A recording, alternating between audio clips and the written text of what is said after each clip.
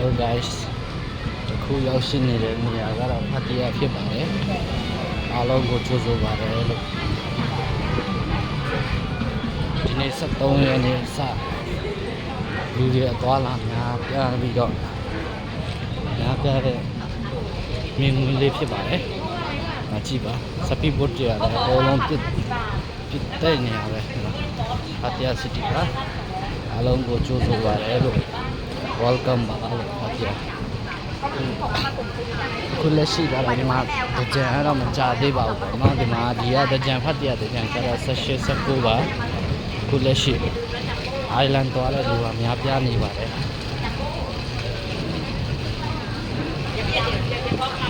အကယ်ဖတ်တရားလာခြင်းနဲ့ဆိုရင်18 19လာပါလို့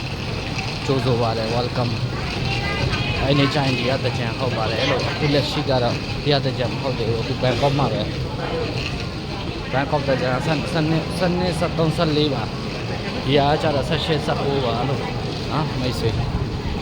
အားလုံးကိုကြိုဆိုပါတယ်လို့သူ island သွားတဲ့လူကများပြားနေပါတယ်လို့